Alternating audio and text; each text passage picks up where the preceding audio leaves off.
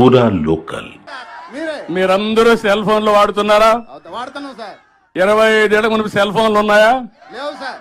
పాత రోజు జ్ఞాపకం చేసుకుని మీ ఇంట్లో ఒక ఇది ఉండేది, డబ్బులు ఉండే వాళ్ళకి ఒక ఫోన్ ఉండేది.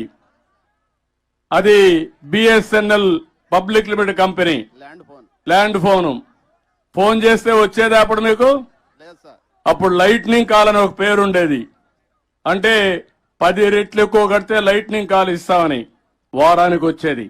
అవి చూసిన తర్వాత పక్కన దేశాల్లో చూసిన తర్వాత టెక్నాలజీ పోతుందంటే ఆ రోజు పోరాడి ప్రధానమంత్రిగా ఉన్నటువంటి వాజ్పేయి గారిని మెప్పించి డీరెగ్యులేషన్ తీసుకొచ్చా. ఈ సెల్ ఫోన్లు వచ్చాయి. ఇప్పుడు సెల్ ఫోన్లు అందరికీ ఉన్నాయా? ఉన్నాయంటే చేలు పైకెత్తండి.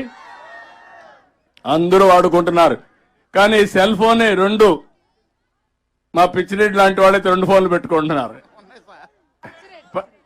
అచ్చిరెడ్డి గారు లాంటి వాళ్ళు అందరూ ఒక విధంగా ఫ్రెండ్స్ తో ఒకటి పెట్టుకుంటారు, ఫ్యామిలీ మెంబర్స్ ఒకటి మాట్లాడుతూ ఉంటారు.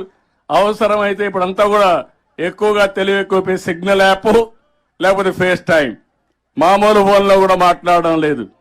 నేను అందుకనే మీ అందరినీ కోరుతున్నా, మీ ఫోన్లో ఉండే అన్ని విషయాలు ఉపయోగించుకోవడానికి మీరు తక్కువ ఉపయోగించుకుంటున్నారు. ఫోన్లో లైట్ ఉందా? ఉందా లేదా?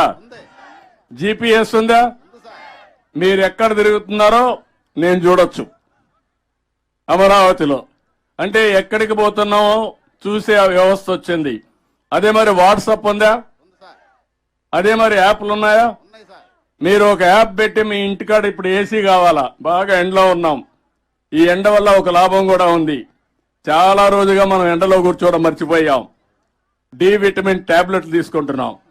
ఇప్పుడు ఎండ వల్ల డి విటమిన్ వస్తుంది. డి విటమిన్ వల్ల చాలా లాభాలు వస్తాయి, అది వేరే విషయం.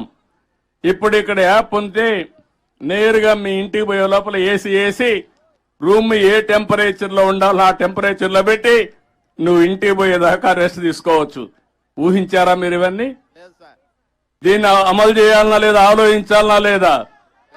నేను అందుకనే మీకు చెప్తున్నా అచ్చిరెడ్డి గారు, నేను మీ సెల్ ఫోన్ ద్వారా మీ వ్యవసాయం చేయించే విధంగా అన్ని సమస్యలకు పరిష్కారం చేయించే విధంగా తీసుకొచ్చే బాధ్యత నాది, ఉపయోగించుకునే బాధ్యత మీదని మరొక్కసారి మీ అందరికీ విజ్ఞప్తి చేస్తున్నా.